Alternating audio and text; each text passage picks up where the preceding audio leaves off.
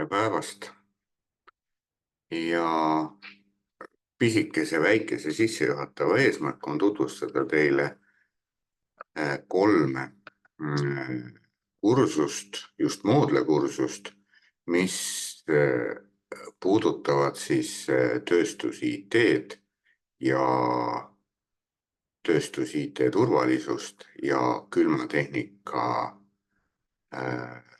andmesidet ja turvalisust.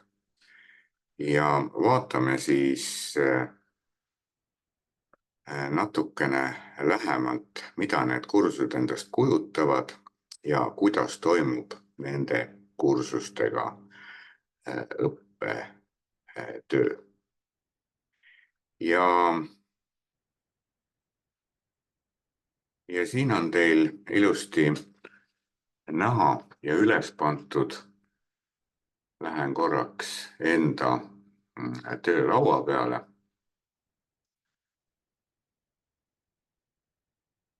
Nii, ja siin on ilusti näha 3 kursust. Teeme natuke pildi suuremaks. Külmatehnika andmeside, tööstus IT turvalisus ja tööstuslikud infovõrgud. Ja vaatame korra lähemalt, mida need kursused endast kujutavad ja kuidas on nende ülesehitus. Kõik kursused on jaotatud teemadeks ja need teemad on siin vasakul pool ilusti näha, mis teema konkreetselt on. Paraku, nagu ma siingi vaatan, siis osade teemade ees on selline lukumärk. Mida see tähendab? See tähendab seda, et sellele teemale enne ükski õppija ligi ei pääse, kui eelmise teema test on läbitud.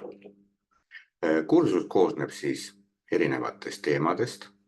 See puudutab siis nii tööstuslikke infovõrke kui ka siin tööstus IT turvalisust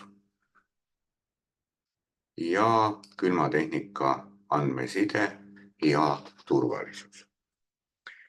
Ja ikka ülesehitus sama, vasakul pool näete te ilusti teemasid ja kui on see lukumärk ees, siis see tähendab, et teil on jäänud eelmine teema ülesanne täitmata ja te peate seda kas uuesti tegema või siis õpetaja või siis mentoriga ühendust võtma. Ja kui me vaatame nüüd uuesti eelmisi kursusi, siis korraks, kuidas on teema üles ehitatud. Selles mõttes midagi keerulist ei ole. Teemaks on siis siin tööstuslikud infovõrgud. Läksin vale selle märgi peale. Igal teemal on oma tunnuspilt. Ja algab ta peale kindlasti on siin õpijuhis, seesama minu poolt koostatud video, kuidas kursustega hakkama saada. Siis on kindlasti foorum, see on iga teema puhul, kus te saate alati esitada küsimusi, millele ma hea meelega vastan. Mõne teema puhul on eraldi veel ka Big Blue button ehk Moodle keskkonnas olev loengu link.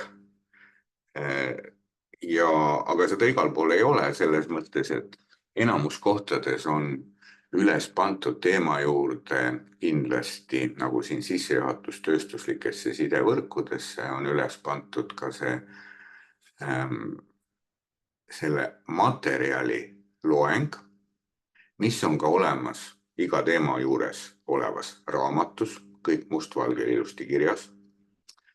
Ennem testi kindlasti kuulata ära loeng, videoloeng ja tutvuda vastava teema kirjandusega. Siis tuleb siia juurde kindlasti test ja enamus teemade puhul on ka olemas ülesanded.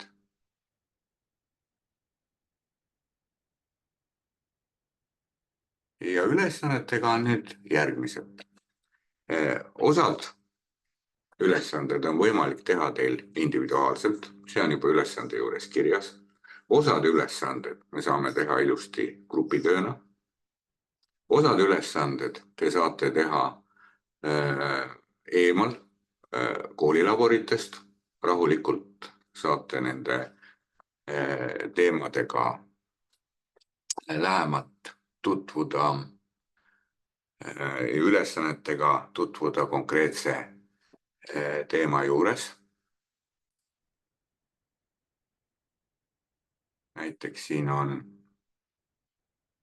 võtame siit sellise teemani kui Etherneti võrgu spetsifikatsioon. Siin on ülesanne, siin on test ja kui te siia ülesande peale lähete, siis on kogu vajaliku ülesande seletus siin ka ilusti kirjas. Nii.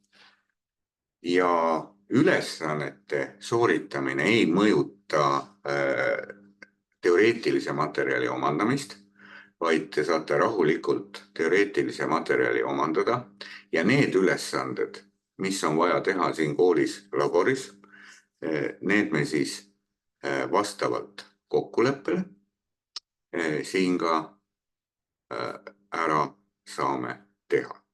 Et selle projekti raames on meil koostatud küll Siemensi komponentide baasil erinevate võrgu komponentidest koosnev õppestend. Hetkel on meil küll koosneb 2 osast, nagu selles mõttes üks komplekt ja selle võrgustendi tutvustus on meil olemas sellise lehe peal nii kui ikt.ethk.ee, kus asetseb ka kogu õppematerjal.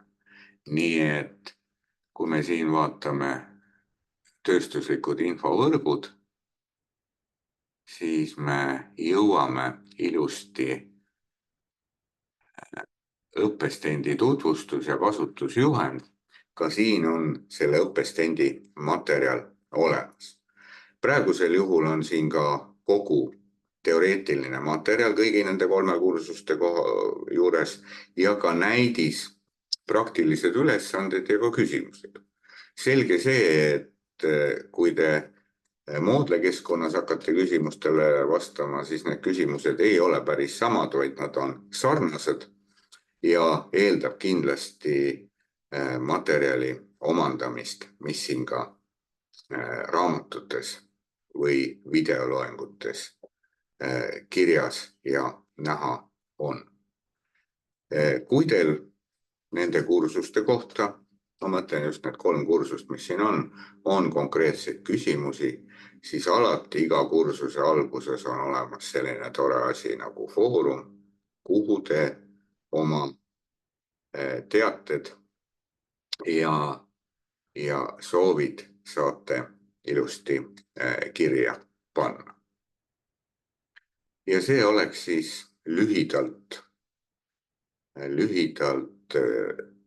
nende kursuste tutvustuse informatsioon, aga toonitan, igal kursuse alguses on ka õpijuhis, kus kõik see jutt on ka ilusti kirjas. Veel kord